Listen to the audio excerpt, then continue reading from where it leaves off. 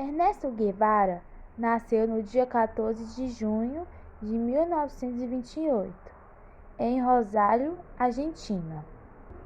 Apesar de ter nascido em Rosário, Che morou em Buenos Aires durante os primeiros 4 anos de sua vida.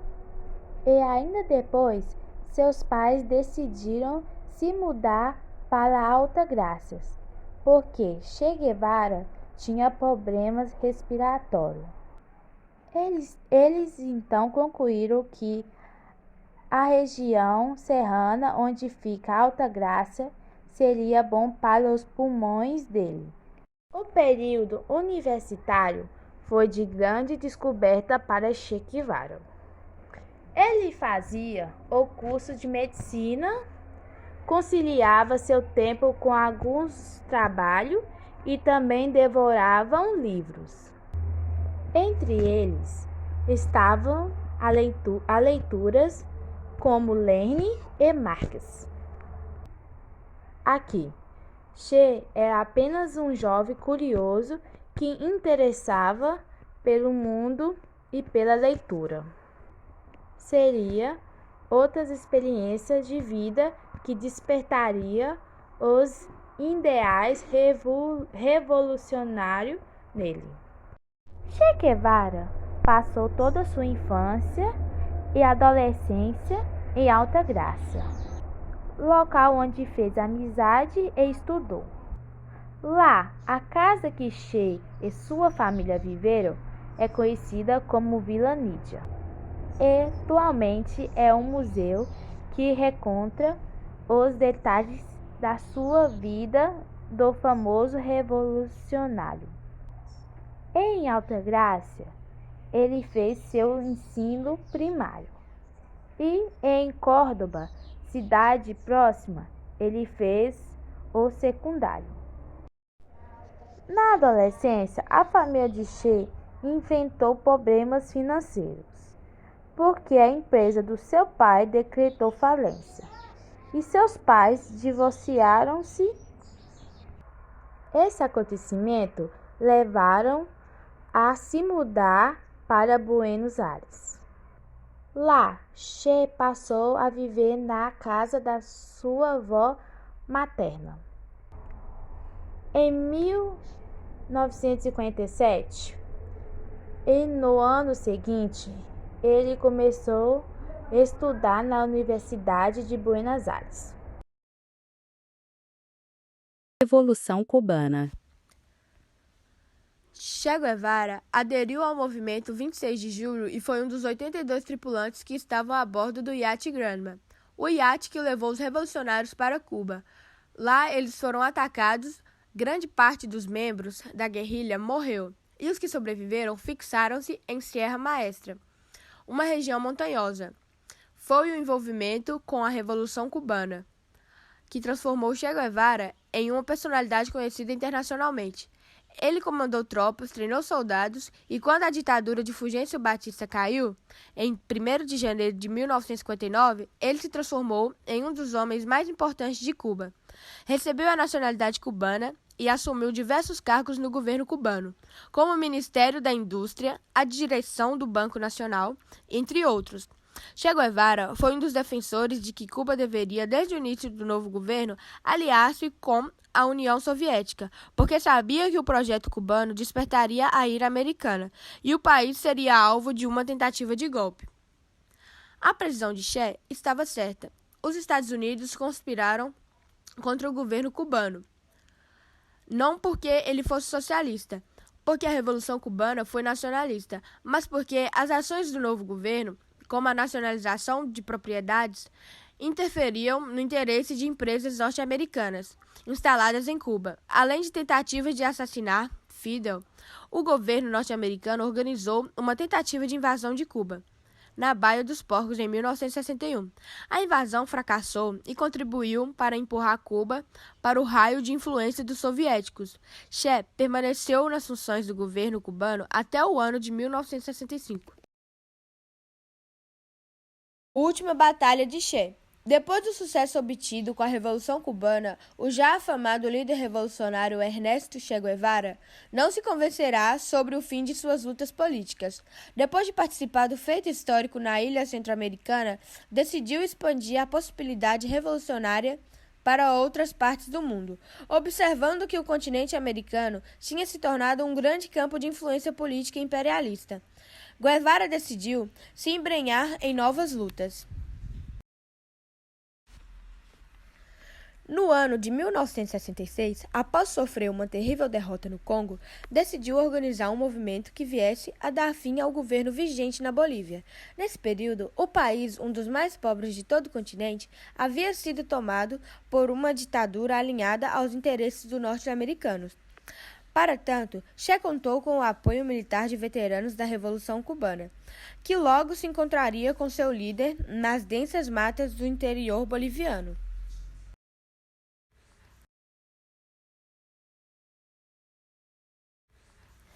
Contando com a fama e experiência acumuladas em Cuba, Che Guevara tinha o apoio de um breve contingente com 12 homens designados para participar dessa missão.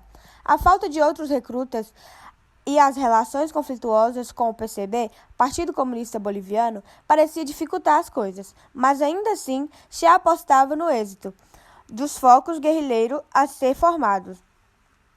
Dessa forma, passou 2 meses estudando o território e recrutando novos participantes da nova revolução. Depois dessa etapa, era necessário treinar seus combatentes para que tivessem condições de enfrentar as dificuldades impostas pelas frentes inimigas e seguir orientações militares. As duras condições da região acabaram impondo a perda de Benjamin Coronado Córdoba, combatente que morreu durante a travessia do Rio Grande. Nesse meio tempo, uma pequena parte dos revolucionários ficou no acampamento à espera de Che e dos outros membros em treinamento. A disciplina e perseverança exigidas para esperar a volta de um grupo embrenhado nas matas bolivianas eram grandes demais para alguns daqueles que se encontravam no acampamento. No dia 11 de março de 1967, Pastor Barreira e Vicente Recabado desertaram e partiram em direção à vila de Camiri, onde tentaram vender um dos fuzis pertencentes ao grupo revolucionário. O chamariz causado pela estranha oferta foi o bastante para que fossem denunciados para as autoridades locais. Presos acabaram denunciando a ameaçadora presença de Che Guevara em território boliviano. Em pouco tempo, um destacamento das forças bolivianas foi designado com a missão de encontrar o foco organizado e seu afamado líder. Em 2 tentativas, o mal preparado exército boliviano foi facilmente derrotado pelos revolucionários treinados por Guevara. Temerosas as autoridades bolivianas logo acionaram o apoio logístico e militar dos Estados Unidos e de outras nações latino-americanas. A presença dos militares na região impunha grandes dificuldades para que Che pudesse rearticular suas estratégias de combate. Aqueles que apoiavam a guerrilha, realizando a transmissão de informações provenientes da capital La Paz, já não conseguiam realizar esse trânsito. Com isso, Guevara decidiu desmembrar seu grupo guerrilheiro em 2 parcelas distintas. Um primeiro grupo tentaria ocupar o povoado Munhupampa, enquanto os demais esperavam pelos comandos dos que avançariam pelo território. Durante tal ação, os informantes a serem enviados para La Paz foram presos e denunciaram a localização dos guerrilheiros. Com isso, os exércitos bolivianos, agora contando com treinamento norte-americano e armas mais avançadas, conseguiram realizar um novo ataque contra o grupo de Che Guevara. Depois disso, sem ter o retorno de Che, o grupo que ficou em espera decidiu ir ao encontro de seu líder nas proximidades de Vado del Yeso. Nessa empreitada, os guerrilheiros liderados por João Vitálio, mais conhecido como Joaquim, foram denunciados por uma família camponesa que anteriormente havia cooperado com os participantes da ação revolucionária. Em 31 de agosto de 1967, um ataque das forças oficiais conseguiu aniquilar o grupo liderado por Joaquim e obrigar o grupo restante a modificar toda a sua estratégia de ação. Depois disso, Guevara e seus comandados partiram para as regiões de Pucará e La Higuera. A essa altura, a falta de homens e a fome assolavam a todos aqueles que insistiam em prosseguir com a ação revolucionária na Bolívia. Em 26 de setembro, uma nova emboscada do exército conseguiu reduzir as tropas revolucionárias para apenas 16 membros. Chegando em La Higuera, o grupo foi avistado por uma camponesa idosa. Temendo a delação, os combatentes ofereceram dinheiro para que não fossem denunciados por ela. A ação tomada não surtiu o efeito esperado. A camponesa tomou o dinheiro e denunciou os combatentes. No dia seguinte, na madrugada de 8 de outubro, o exército boliviano conseguiu emboscar Che Guevara e seus demais seguidores nas imediações da quebrada del Yuro. Os exércitos conseguiram desbaratar toda a guerrilha e prender Guevara. Após um breve interrogatório, Che Guevara foi fuzilado pelo tenente Mário Terán, na tarde do dia 9 de outubro de 1967.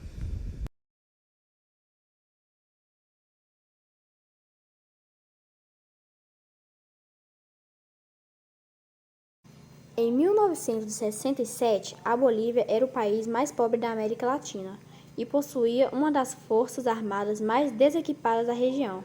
Mesmo assim, um grupo de soldados ráquicos com armas da Segunda Guerra Mundial e quase nenhuma proficiência de combate foi capaz de subjugar e prender aquele que os movimentos armados idolatraram como seu guerrilheiro máximo. Sob a mira dos bolivianos, ele suplicou: "Não me matem, sou Che Guevara. Para vocês valho mais vivo do que morto." Há exatos 50 anos, Ernesto Che Guevara fora vencido pelo pelotão, comandado pelo então capitão Gary Prado Salmão. Ao longo da tarde e noite daquele dia, 8 de outubro de 1967, Che e Prado compartilharam cigarros, tomaram café e conversaram. O guerrilheiro queixou-se que os soldados haviam lhe roubado o relógio Rolex que Fidel Castro havia lhe dado de presente. Che estava convencido que sairia ileso e por isso se dava ao luxo de preocupar com seu relógio. Prado recuperou a peça e a entregou na mão do argentino. Che pediu ao militar que o guardasse para evitar que voltasse a ser roubado. Gary Prado manteve o Rolex sob sua guarda até 1984.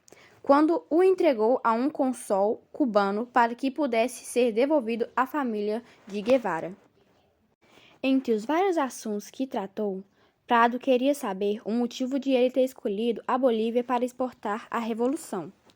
"Nós já havíamos passado por uma revolução, com reforma agrária e direitos universais." "Que revolução ele esperava fazer?" perguntei. Ele me respondeu: "Me deram uma má informação. Eu não preparei essa missão. As ordens vieram de uma instâncias superiores." Perguntei de Fidel, mas nunca me respondeu. O militar relembra o desdém que Che demonstrava para com aqueles que não o seguiam em seus projetos revolucionários. Quando perguntado sobre a experiência no Congo, onde Cuba havia planejado exportar a revolução, Che disse: "Deu errado porque a gente quis fazer a revolução em um lugar onde as pessoas viviam penduradas em árvore." Prado disse à Veja que nesses 50 anos de prisão e morte de Che Guevara, ele esperava exorcizar o passado. "Não aguento mais todo ano a mesma história, a mesma obsessão em torno da morte dele e de todos os mitos decorrentes desse evento." A execução de Che no dia seguinte colocou um fim nas pretensões do guerrilheiro de colaborar com as autoridades. Ele acreditava que seria mantido vivo pelo valor estratégico que tinha, mas a decisão do governo da Bolívia de matá-lo impediu o que seria o primeiro acordo de delação premiada da esquerda latino-americana. Prado e outros veteranos inauguraram em Santa Cruz de la Sierra uma memória em homenagem aos 54 bolivianos que morreram em combate com a guerrilha castrista. São heróis nacionais que ficaram esquecidos pela história, ofuscados pelo mito de Che Guevara. O que os militares bolivianos jamais poderiam imaginar era que o asseio post-mortem ajudaria a reforçar o mito do martírio de Che. As fotografias do corpo limpo e bem arrumado, estendido sobre a pia de cimento, passou a ser comparada à pintura A Lamentação sobre Cristo Morto, do renascentista Andrea Mantegna. Se vivo Che valeria muito para os captores, morto ele teria um valor inestimável. Para Fidel Castro, transformou-se no maior produtor de propaganda cubana. Surgiram uma infinidade de relatos sem nenhuma conexão com a realidade, diz o ex-militar. Segundo ele, jamais houve um discurso de despedida, como relatado em filmes e relatado em livros. Não houve tempo de Che dizer nada. O militar que o executou o encontrou-se vulnerável para fazer isso. Entrou no local onde Che estava e o fuzilou com uma rajada de metralhadora. O fato de ter comandado a captura de Che Guevara quase custou a vida de Gary Prado. Em julho de 1968, menos de um ano depois da morte do argentino, Prado foi alvo de uma tentativa de atentado. Na ocasião, ele estudava no Brasil, fazia um curso da Escola de Comando e Estado-Maior do Exército, no Rio de Janeiro.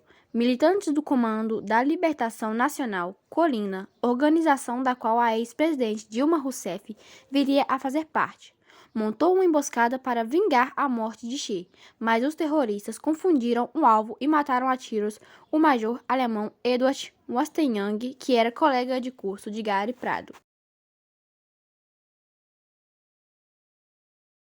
Che Guevara, herói ou vilão? Herói para alguns, vilões para outros. Poucos personagens têm papel tão intrigante na história quanto o médico argentino Ernesto Che Guevara. Mesmo quase meio século após sua morte, Che ainda desperta sentimentos antagônicos e atrai administradores com a mesma facilidade que coleta inimigos. Para muitos, Che é um martiri que se opôs a ditadores e aos Estados Unidos, e lutou por sociedades mais justas em países como Guatemala, Congo e Bolívia. Para outros, foi um guerrilheiro obcecado por violência que usou métodos polêmicos como perseguir e matar opositores para atingir seus objetivos. De qualquer forma, é uma figura histórica importante e um ícone cultural em todo o mundo, chegando a ser venerado como santo em algumas partes da Bolívia. Seu nome e seu rosto viraram um símbolo de rebeldia, sendo usado até hoje em camisetas, posters, músicas e até games.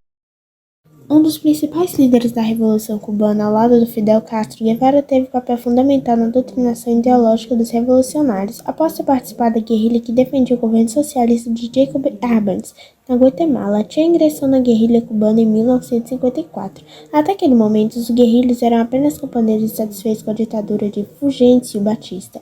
O médico argentino foi principal responsável por transformar a revolta popular em movimento revolucionário de ideologia comunista. Após a vitória em 1º de janeiro de 1959, Guevara exerceu diversos cargos na alta administração do novo governo comandado por Fidel Castro, mas em 1965 decidiu seguir espalhando a Revolução Socialista pelo mundo. Para seus admiradores, um ato de coragem e compromisso com seus ideais, partiu como para o Congo e posteriormente para a Bolívia, onde pretendia estabelecer uma base guerrilheira.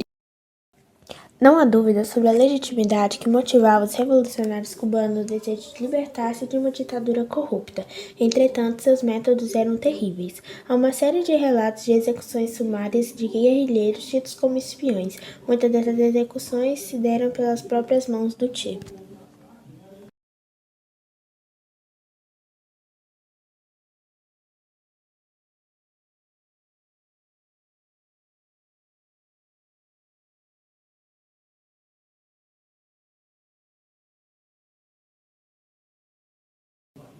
Após ascender ao poder, a promessa de livrar o país de uma ditadura sanguinária movida pelos interesses dos Estados Unidos foi cumprida, mas no lugar instalou-se outra ditadura, igualmente repressora e dessa vez subserviente aos interesses da União Soviética Socialista. Opositores do governo eram mandados, executados ou mandados para o campo de trabalho forçado, onde eram mantidos em condições desumanas, sofriam torturas psicológicas e físicas e, em grande parte das vezes, não saíam com vida. Apesar de socialistas pelo mundo descreverem como um libertador, ele foi, na verdade, um dos responsáveis por construir uma das ditaduras mais longas no último século. Negar esse fato é fugir de uma realidade que muitos buscam a deturpar. Ditaduras de esquerda são tão repugnantes quanto as ditaduras de direita. Che Guevara pode até ter sido movido por boas intenções no princípio, mas o fato de comandar um exército de camponeses e pessoas do povo não legítima e justifica o desprezo que ele desenvolveu pela vida de seus adversários. Embora alguns historiadores insistiam em apresentá-lo como revolucionário, ele não passou de um assassino. Segundo documentos, Che teria se envolvido em 144 mortes e teria sido responsável pela prisão irregular de 30.000 pessoas.